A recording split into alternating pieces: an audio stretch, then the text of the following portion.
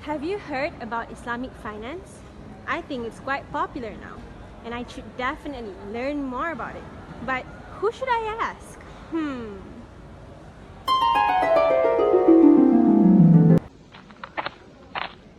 Are you Syakirah? I heard you just completed your Islamic finance course. So, can you help me further understand Islamic finance? Sure, where do we begin? What about Islamic finance value proposition? First value proposition of Islamic finance is prohibition of riba, or also known as extra charges imposed on consumers. This will cause inequality and unfair conditions on consumers since interest paid has no counter value. So, Islamic finance eliminates riba to emphasize equality between the lender and borrower. Can you explain more on the difference between conventional finance system and Islamic finance system on riba prohibition? Conventional system impose very high and unreasonable interest rates. They make money through the interest they charge on loans because these interests are higher than the interest they paid on the depositors' accounts. Conventional system also impose interest rates on all services they provided, such as personal loans, hire purchase, education loans, and many more. Islamic finance make profits through share in profits or through cost plus financing. For example, in murabaha contract, the buyer and the seller agree of a markup value of an asset, and the markup cost will be the profit gained by the seller. This is considered acceptable because there is no interest charge. Oh, okay. Other than prohibition in riba, what is the second value proposition that Islamic finance has to offer? Next value proposition is stability in investment. Besides gaining monthly income through jobs or businesses, consumers may want to gain more income through investment too. Investment is a process where someone allocates a money with expectation of future benefits. Islamic finance contract confirm all involved parties are in a secured situation, although consumers will receive their assets in the future. For example, takaful contract. Takaful is an Islamic insurance and act as investment because takaful policyholder will contribute money into a pool system and it is for against any damage or losses. Takaful policyholder will face no uncertainties as all money contributed is for the policyholder's benefits only.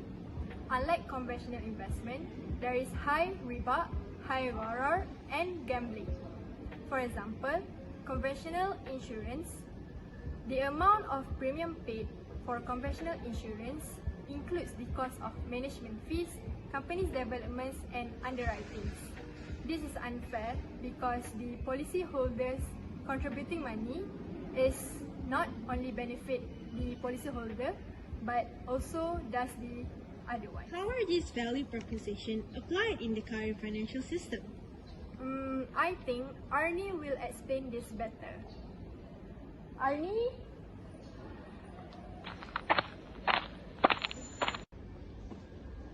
Hello Arnne, I'm not very clear about the Islamic and conventional structure. Can you explain what is the legal framework for banking regulation?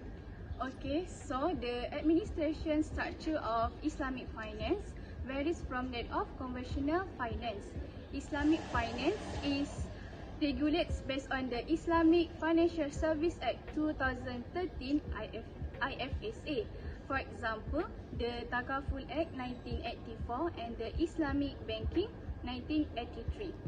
While for the conventional finance, regulates based on the Financial Service Act 2013 FSA. So basically, the FSA is the key resolution overseeing the administrative structure for the financial division in Malaysia. Oh, I see. So, in Malaysia, what are the regulatory authorities for banking regulation? The regulator of banking institution is engaged by the Bank Negara Malaysia for the IFSA, the FSA, and also the Central Bank of Malaysia Act 2009, which known as CBA. BNM has wide powers of management and authority over the financial foundation authorized for the IFSA and the FSA. Other than that, the SSC, which is the Sharia Advisory Council of Malaysia, is used for Islamic bank. The SSC of BNM has legal authority to choose Islamic law on any financial issues and to give decision on Sharia matters on a reference made to it under the CBA. Meanwhile, the SC, which is the Securities Commission of Malaysia, is used for conventional bank or Islamic bank which attempt the capital market exercise notwithstanding banking exercise. The SC has a legal body set up under the Securities Commission Act 1993 and is essential for the administrative expert for capital market exercise in Malaysia. Okay, now I have a better understanding about the financial system structure. Can you explain about the operation of the Islamic and conventional financial framework? Some significant segments in the current Islamic financial framework are financial disclosure, payment system. For financial disclosure, is especially important to ensure procedure executed in banks are clear and in accordance to Sharia compliant as requested by the customer. In addition, it is also important as an information resource for investor and customer to identify the risks and the agreement they are bound to. Next is the payment system. To encourage such course of action, BNM has required the SPI Bank to open and to keep up discrete current and clearing account with the central bank. This has brought about each SPI banks keeping up to 2 record numbers with the central bank, for example, regular record and Islamic record. Oh, I really appreciate your explanation about the financial system, structure and operation. Now, for a clear view of the system, can you tell me what are the instruments offered by the financial system?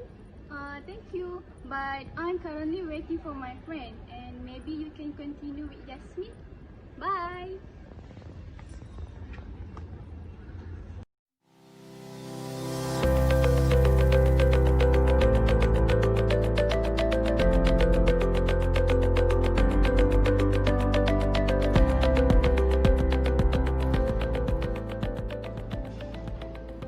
Hi Yasmin, I heard you can explain further on the difference of Islamic and conventional finance through examples of instruments used in the current market. So, shall we begin? Sure thing. Let's begin with an instrument that you might need in the future. Hire purchase loan for your future car. The main difference is the contract use. Conventional banking mainly uses regular hire purchase agreement, while Islamic banking uses Al-Ijarah Tuma Al-Bain, also known as ITA. In this contract, first, the customer acts as an agent for the bank to examine and deliver the car. Next, the customer enters a lease contract with the bank at an agreed rental payment and period. Lastly, the customer will enter a sale contract upon expiry of the leasing contract to purchase the car from the bank. What about the difference in the process of the loan itself? There are few differences. The first one, which is very prominent based on Maybank Berhad, is late payment charges. Conventional banking charges up to 8% per annum of late payment. This will be calculated daily, which leads to a large increase in outstanding balance without counter value, whereas Islamic banking only charges 1% per annum on the overdue installments. Furthermore, there will be no further compound on these late payment charges.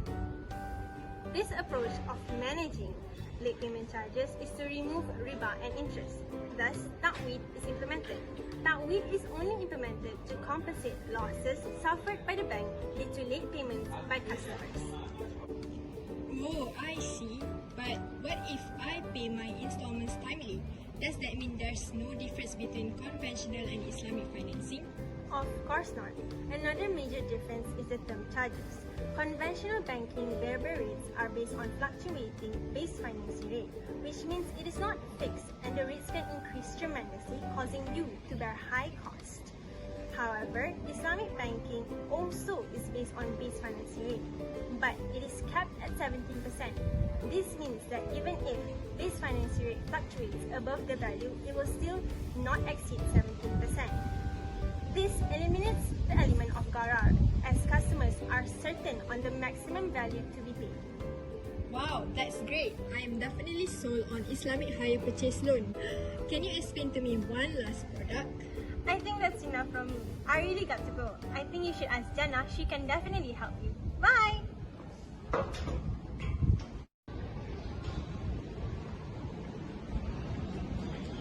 Jannah, Yasmin said I should forward my question to you. Sure, come here. Can you explain the difference between Islamic and conventional finance for insurance? Well, the main difference between conventional and Islamic insurance is the type of insurance coverage party. Well, it can be takaful, ikhlas, general berhad, or berjaya sompo, insurance berhad. The insurance party held by the conventional bank is only act as a distributor and might also cost an extra underlying fees that were not clearly disclosed. And also, this is due to the insufficient information provided to customer in the contract. However, in the Islamic insurance, the party is conducted by takaful operator, where takaful operator is fully responsible of any obligation in the takaful product in the Islamic bank. Unlike conventional insurance, Islamic insurance appear to have no element of garar as adequate information is given to the customer. And this approach reduces the burden of customer as cost incurred is fully acknowledged. Is there any difference you wanted to add? Of course, yes. Another situation that can differentiate conventional and Islamic insurance is the unexpected death and total permanent disabilities. In both unexpected death event in the conventional bank, the element of maisir and riba tend to happen when it comes to the payment. All participants are getting the coverage according to the policy without any such a room for negotiation, as the customer tend to get the sum according to what they are bound to. Different from Islamic insurance will first verify the misfortune happened to the customer and later pay the insurance coverage according to the participant tabarruk fund. Unlike conventional insurance, Islamic insurance overcome the element of maisir and riba by giving the customer the exactly sum they accumulate in the tabarruk fund. I think that's all the differentiate of insurance. Oh, okay. Thank you, Jannah. Now I fully understand Islamic finance as a whole. Okay, thank you. That's all from us. Thank you. Make sure to use Islamic finance. Bye! Bye!